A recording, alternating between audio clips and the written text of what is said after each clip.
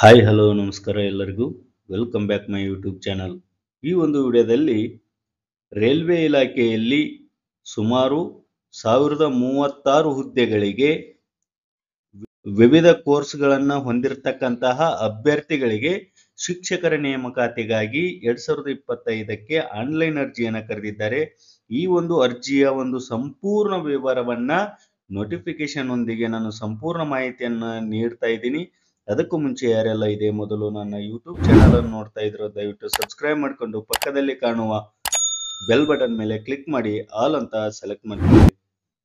ಸ್ನೇಹಿತರೆ, ಬೆಂಗಳೂರು ಸೇರಿದಂತೆ ದೇಶದ ವಿವಿಧ ರೈಲ್ವೆ ನೇಮಕಾತಿ ವಿಭಾಗಗಳಲ್ಲಿ ಶಿಕ್ಷಕರನ್ನ ಭರ್ತಿ ಮಾಡಿಕೊಳ್ಳುತ್ತಿದ್ದಾರೆ. ಶಿಕ್ಷಕರು ಸೇರಿ ಇತರ 1036 ಹುದ್ದೆಗಳನ್ನ ಭರ್ತಿ ಮಾಡಿಕೊಳ್ಳಲು ಈಗ ಅಧಿಕೃತವಾಗಿ ಆನ್ಲೈನ್ ಅರ್ಜಿಗಳನ್ನ ಆಹ್ವಾನಿಸಿದ್ದಾರೆ. ಈ ಒಂದು ಆನ್ಲೈನ್ ಅರ್ಜಿಗಳು ಯಾವಾಗಿಂದ ಪ್ರಾರಂಭವಾಗ್ತವೆ ಮತ್ತು ಯಾವಾಗ ಕೊನೆ ಆಗತ್ತೆ ಅಂತಕ್ಕಂಥ ಮಾಹಿತಿ ಇಲ್ಲಿದೆ. ಇಲ್ಲಿ ಓಪನಿಂಗ್ ಡೇಟ್ ಆಫ್ ಅಪ್ಲಿಕೇಶನ್ ಅಂತ ಕಾಣುತ್ತೆ. ಇಲ್ಲಿ ಅರ್ಜಿ 7/1/2025ಕ್ಕೆ ಪ್ರಾರಂಭವಾಗುತ್ತೆ. ನಿಮ್ಗೆ ಆನ್ಲೈನ್ ಅರ್ಜಿ ಸಲ್ಲಿಸಲಿಕ್ಕೆ 7ನೇ ತಾರೀಕು ಜನವರಿ ತಿಂಗಳು, ಅಂದ್ರೆ ಇವತ್ತೇ ಅರ್ಜಿ ಪ್ರಾರಂಭವಾಗಿದೆ.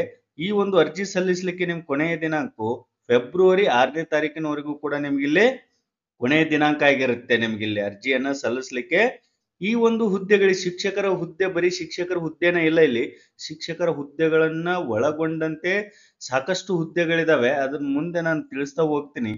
ಇದಕ್ಕೆ ನೀವು ಪದವಿ ಹೊಂದಿರತಕ್ಕಂತಹ ಅಭ್ಯರ್ಥಿಗಳು ಬೇಕಾದ್ರೂ ಅರ್ಜಿ ಸಲ್ಲಿಸಬಹುದು. ಸ್ನಾತಕೋತ್ತರ ಪದವಿ, ಬಿಇಡಿ ಮತ್ತು ಕಂಪ್ಯೂಟರ್ ಸೈನ್ಸ್ ಶಿಕ್ಷಕರು ಕೂಡ ಈ ಒಂದು ಹುದ್ದೆಗಳಿಗೆ ಅರ್ಜಿ ಸಲ್ಲಿಸಬಹುದು. ಇಲ್ಲಿ ಶಿಕ್ಷಕರ ನೇಮಕಾತಿ ಅಷ್ಟೇ ಅಲ್ಲದೆ ಶಿಕ್ಷಕರ ನೇಮಕಾತಿಯೊಂದಿಗೆ ವಿವಿಧ ಹುದ್ದೆಗಳು ಇದಾವೆ. ನಿಮ್ಮ ಒಂದು ವಿದ್ಯಾರ್ಹತೆಗೆ ತಕ್ಕಂತಹ ಹುದ್ದೆಗಳಿಗೆ ನೀವು ಅರ್ಜಿಯನ್ನ ಸಲ್ಲಿಸಬಹುದಾಗಿದೆ. ಇನ್ನು ಕೆಲವೊಂದು ಹುದ್ದೆಗಳಿಗೆ ಇಲ್ಲಿ ನೀವು SSLC, ITI, ಡಿಪ್ಲೊಮಾ ಪೂರ್ಣಗೊಳಿಸಿದವರನ್ನು ಕೂಡ ಇಲ್ಲಿ ಪರಿಗಣನೆಗೆ ತೆಗೆದುಕೊಳ್ತಿದ್ದಾರೆ. ಅವು ಯಾವ ಹುದ್ದೆಗಳಿಗೆ ಅವರು ಅರ್ಜಿಯನ್ನು ಸಲ್ಲಿಸಬೇಕು, SSLC, ITI, ಡಿಪ್ಲೊಮಾ ಹೊಂದಿರತಕ್ಕಂತಹ ವಿದ್ಯಾರ್ಥಿಗಳು ಯಾವ ಹುದ್ದೆಗಳಿಗೆ ಅರ್ಜಿಯನ್ನ ಸಲ್ಲಿಸಬೇಕು ಅಂತಕ್ಕಂಥ ಮಾಹಿತಿಯನ್ನ ತಿಳಿಸ್ಕೊಡೋಕಿನ ಮುಂಚೆ ಇಲ್ಲಿ ಯಾವೆಲ್ಲ ಹುದ್ದೆಗಳಿದಾವೆ ಮತ್ತು ಅದಕ್ಕೆ ಇರ್ತಕ್ಕಂತಹ ವಯೋಮಿತಿ ಏನು, ಎಷ್ಟು ವೇಕೆನ್ಸಿ ಇದಾವೆ, ಒಟ್ಟು ಅವ್ರು ಪಡಿತಕ್ಕಂತಹ ಸ್ಯಾಲ್ರಿ ಎಷ್ಟು ಅಂತಕ್ಕಂಥ ಮಾಹಿತಿಯನ್ನು ನೋಡೋಣ. ಇಲ್ಲಿ ಮೊದಲಿಗೆ ನೇಮ್ ಆಫ್ ದಿ ಪೋಸ್ಟ್ ಅಂತ ಇದೆ ಅಲ್ಲ, ಇಲ್ಲಿ post graduate teacher of different subject, ಅಂದ್ರೆ ಪದವೀಧರ ಶಿಕ್ಷಕರಿಗೆ ಇಲ್ಲಿ ಅರ್ಜಿ ಕರೆದಿದ್ರೆ ಒಟ್ಟು 187 ಹುದ್ದೆಗಳು ಖಾಲಿ ಇದಾವೆ. ಪದವೀಧರ ಶಿಕ್ಷಕರ ಹುದ್ದೆಗಳಿಗೆ ಬೇರೆ ಬೇರೆ ವಿಷಯಗಳಲ್ಲಿ 187 ಹುದ್ದೆಗಳು ಇಲ್ಲಿ ಖಾಲಿ ಇದಾವೆ. ಇವರು ಮೊದಲ ಸ್ಯಾಲ್ರಿ ಎಷ್ಟಿರ್ತಪ್ಪ, ಇದು ಸ್ಯಾಲ್ರಿ ಎಷ್ಟಿರುತ್ತೆ ಅಂದ್ರೆ 47,600 ಇರುತ್ತೆ. ಈ ಒಂದು ಹುದ್ದೆಗೆ ಅರ್ಜಿ ಸಲ್ಲಿಸಲಿಕ್ಕೆ ಕನಿಷ್ಠ ವಯಸ್ಸು 18 ಆಗಿರಬೇಕು, ಗರಿಷ್ಠ ವಯಸ್ಸು 48 ದಾಟಿರಬಾರ್ದಾಗಿರುತ್ತೆ. ಅದೇ ರೀತಿಯಾಗಿ ಇಲ್ಲಿ ಸೈಂಟಿಫಿಕ್ ಸೂಪರ್ವೈಸರ್ ಅಂತ ಇದೆ, ಇವ್ರು ಕೂಡ 44,900 ಇದೆ. ಇದು ಪೋಸ್ಟ್ ಬರೀ 3 ಇದಾವೆ.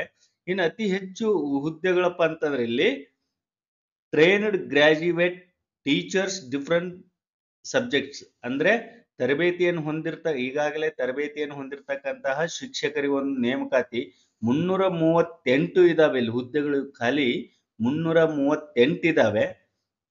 ಅವರಿಗೆ ಸ್ಯಾಲರಿಲಿ 44,900 ಸ್ಟಾರ್ಟಿಂಗ್ ಅಲ್ಲಿ ಇರುತ್ತೆ.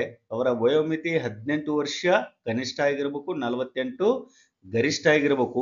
ಇಲ್ಲಿ ಅದೇ ರೀತಿಯಾಗಿ ಚೀಫ್ ಲಾ ಅಸಿಸ್ಟೆಂಟ್ ಪೋಸ್ಟ್ ಇದೆ, ಪಬ್ಲಿಕ್ ಪ್ರೊಸೆಕ್ಟರ್ ಅಂತಿದೆ, ಫಿಸಿಕಲ್ ಟ್ರೈನಿಂಗ್ ಇನ್ಸ್ಟ್ರಕ್ಟರ್ ಅಂತಿದೆ, ಸೈಂಟಿಫಿಕ್ ಅಸಿಸ್ಟೆಂಟ್ ಆರ್ ಟ್ರೈನಿಂಗ್ ಅಂತ ಇದೆ, ಜೂನಿಯರ್ ಟ್ರಾನ್ಸ್ಲೇಟರ್ ಅಂತ ಇದೆ ಹಿಂದಿಯಲ್ಲಿ, ಸೀನಿಯರ್ ಪಬ್ಲಿಸಿಟಿ ಇನ್ಸ್ಪೆಕ್ಟರ್ ಅಂತ ಇದೆ, ಸ್ಟಾಫ್ ಅಂಡ್ ವೆಲ್ಫೇರ್ ಇನ್ಸ್ಪೆಕ್ಟರ್ ಅಂತ ಇದೆ, ಲೈಬ್ರರಿಯನ್ ಇದೆ, ಇಲ್ಲಿ ಮ್ಯೂಸಿಕ್ ಟೀಚರ್ ಇದೆ. ಅದೇ ರೀತಿಯಾಗಿ primary railway teacher of subject ಅಂತಿದೆ. ಅಂದ್ರೆ ಇಲ್ಲಿ 3 ತರ ಟೀಚರ್ ಪೋಸ್ಟ್ ಇದಾವೆ. ಇಲ್ಲಿ ಮೊದಲನೇದಾಗಿ ಗ್ರಾಜ್ಯುಯೇಟ್ ಟೀಚರ್ ಆಗಿರ್ಬೋದು, ಟ್ರೈನ್ಡ್ ಗ್ರಾಜ್ಯುಯೇಟ್ ಟೀಚರ್, ಮತ್ತೆ ಇಲ್ಲಿ ಪ್ರೈಮರಿ ರೈಲ್ವೆ ಟೀಚರ್. ಇವುಗಳಿಗೆ ಟೀಚರ್ ಪೋಸ್ಟ್ ಅತಿ ಹೆಚ್ಚು ಖಾಲಿ ಇರತಕ್ಕಂತಹ ಹುದ್ದೆಗಳಾಗಿದ್ದಾವೆ. ಅದೇ ರೀತಿಯಾಗಿ assistant teacher female junior school ಅಂತ ಇದೆ, ಲ್ಯಾಬ್ರೋಟರಿ ಅಸಿಸ್ಟೆಂಟ್ ಮತ್ತು ಲ್ಯಾಬ್ ಅಸಿಸ್ಟೆಂಟ್, ಇಷ್ಟು ಹುದ್ದೆಗಳು ಖಾಲಿ ಇದಾವೆ. ಒಟ್ಟು 1036 ಹುದ್ದೆಗಳಲ್ಲಿ ಇಲ್ಲಿ ಟೀಚರ್ ಪೋಸ್ಟ್ ಇಷ್ಟು ಹುದ್ದೆಗಳು ಖಾಲಿ ಇದ್ದಾವೆ. ಸುಮಾರು ಒಂದು 500ಕ್ಕಿಂತ ಹೆಚ್ಚು ಕೂಡ ಇಲ್ಲಿ ಟೀಚರ್ ಪೋಸ್ಟ್ಗೆ ಆದ್ಯತೆಗಳಿದಾವೆ. ಇಲ್ಲಿ ವಯೋಮಿತಿ ಇದು ಕೊಟ್ಟಿರೋದಕ್ಕಿಂತ ಹೆಚ್ಚು ಮತ್ತು 3 ವರ್ಷ ಸಡಲಿಕೆ ಇರುತ್ತೆ ಅವರಿಗೆ. 3 ವರ್ಷಗಳ ಒಂದು ವಯೋಮಿತಿ ಸಡಲಿಕೆ ಇರುತ್ತೆ. ಇದರ ಒಂದು ಡಿಟೇಲ್ ಮಾಹಿತಿ ನಿಮ್ಗೆ ಬೇಕು ಅನ್ನೋದಾದ್ರೆ ಇದರ ಒಂದು ವೆಬ್ಸೈಟ್ ಅಲ್ಲಿ ನಿಮ್ಗೆ ಸಿಗುತ್ತೆ. ಈ ರೀತಿ ಸಂಪೂರ್ಣ ಎಷ್ಟು 109 ಪೇಜಿನ ಒಂದು ನೋಟಿಫಿಕೇಶನ್ ಸಂಪೂರ್ಣ ಮಾಹಿತಿ ನಿಮ್ಗೆ ಇದರಲ್ಲಿ ಲಭ್ಯ ಆಗುತ್ತೆ. ನೀವು ಒಂದು ಟೈಮ್ ಅರ್ಜಿ ಸಲ್ಲಿಸುವಕ್ಕಿಂತ ಪೂರ್ವದಲ್ಲಿ ನೀವು ಏನ್ ಮಾಡ್ಬೇಕಾಗತ್ತೆ, ಈ ಒಂದು ನೋಟಿಫಿಕೇಶನ್ ಅನ್ನ ಸಂಪೂರ್ಣವಾಗಿ ಓದ್ಕೊಳ್ರಿ. ಇಲ್ಲಿ ಎಲ್ಲಾ ರೀತಿಯಾದಂತಹ ಮಾಹಿತಿಗಳು ನಿಮ್ಗೆ ಲಭ್ಯ ಆಗುತ್ತೆ. ಇನ್ನೂ ಒಂದು ಏನಪ್ಪಾ ಅಂತಂದ್ರೆ ನಾವು ಕನ್ನಡದಲ್ಲಿ ಕೂಡ ಈ ಪರೀಕ್ಷೆಯನ್ನ ಬರಿಬಹುದಾಗಿದೆ.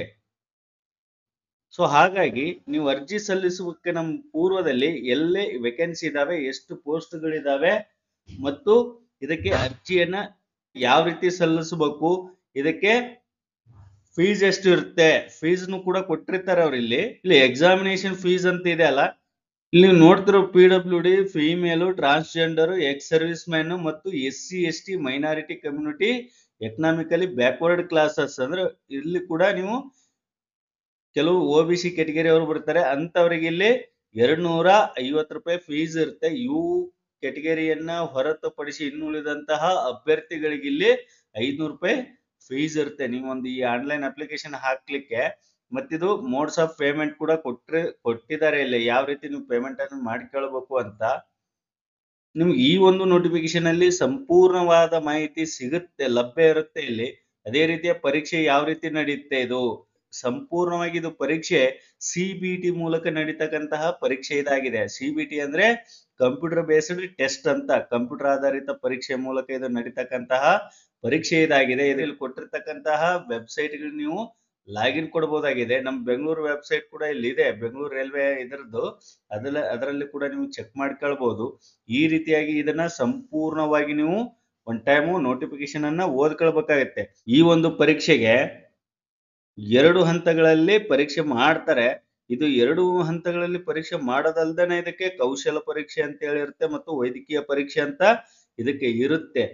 ಈ ರೀತಿಯಾಗಿ ಈ ಪರೀಕ್ಷೆಯ ಮಾಹಿತಿಯನ್ನ ನಾವು ತಿಳಿದುಕೊಳ್ಳಬಹುದಾಗಿದೆ. ಇದಕ್ಕೂ ಹೆಚ್ಚಿನ ಮಾಹಿತಿ ಏನಾದರೂ ಬೇಕು ಅನ್ನೋದಾಗಿದ್ರೆ ನನ್ನ ಒಂದು ಚಾನೆಲ್ನ ವಾಟ್ಸಪ್ ಗ್ರೂಪ್ ಆಗಲಿ ಅಥವಾ ಟೆಲಿಗ್ರಾಮ್ ಗ್ರೂಪ್ಗೆ ಜಾಯ್ನ್ ಆಗ್ರಿ. ಅಲ್ಲೇ ಈ ಒಂದು ನೋಟಿಫಿಕೇಶನ್ ನಿಮಗೆ ಸಿಗುತ್ತೆ. ನೀವು ಡೌನ್ಲೋಡ್ ಮಾಡಿಕೊಂಡು ಸಂಪೂರ್ಣವಾದ ಮಾಹಿತಿಯನ್ನ ಪಡೆದುಕೊಂಡು ನಂತರ ನೀವು ಅರ್ಜಿಯನ್ನ ಸಲ್ಲಿಸ್ರಿ. ಯಾಕಂದ್ರೆ ಅರ್ಧಂಬರ್ಧ ಮಾಹಿತಿ ತಿಳ್ಕೊಂಡು ನೀವು ಏನಾದರೂ ಅರ್ಜಿ ಸಲ್ಲಿಸಿದ್ರೆ ನಾಳೆ ರಿಜೆಕ್ಟ್ ಆಗ್ತವೆ. ಸೊ ಹಾಗಾಗಿ ಆ ರೀತಿ ಆಗೋದು ಬೇಡ. ಒಂದು ಟೈಮ್ ನೀವು ನೀಟಾಗಿ ನೋಟಿಫಿಕೇಶನ್ ಅನ್ನು ಓದ್ಕೊಂಡ ನಂತರವೇ ಅರ್ಜಿಯನ್ನ ಸಲ್ಲಿಸ್ರಿ ಅಂತ ಹೇಳ್ತಾ, ಇದಕ್ಕೆ ಯಾರಿಗಾದ್ರೂ ಅರ್ಜಿಯನ್ನ ಸಲ್ಲಿಸುವ ಮಾಹಿತಿ ಬೇಕಿತ್ತು ಅಂದ್ರೆ ಈ ಒಂದು ಕಾಮೆಂಟ್ ಬಾಕ್ಸ್ ಅಲ್ಲಿ ನೀವು ಕಾಮೆಂಟ್ ಮಾಡಿ ತಿಳಿಸ್ರಿ, ನನಗೆ ಅರ್ಜಿ ಹಾಕ್ರಿ ಅಂತ. ಸೊ ನಾನು ಅದನ್ನ ಅರ್ಜಿ ಹಾಕಿ ತೋರಿಸ್ತೀನಿ ಲೈವ್ ಆಗಿ. ಸೊ ಈ ವಿಡಿಯೋ ಒಂದು ವೇಳೆ ನಿಮ್ಗೆ ಇಷ್ಟ ಆಗಿದ್ರೆ ದಯವಿಟ್ಟು ಲೈಕ್ ಮಾಡಿ, ಶೇರ್ ಮಾಡಿ, ಹಾಗೆ ಸಬ್ಸ್ಕ್ರೈಬ್ ಮಾಡಿ ಅಂತ ಹೇಳ್ತಾ ಎಲ್ಲರಿಗೂ ವಂದನೆಗಳು.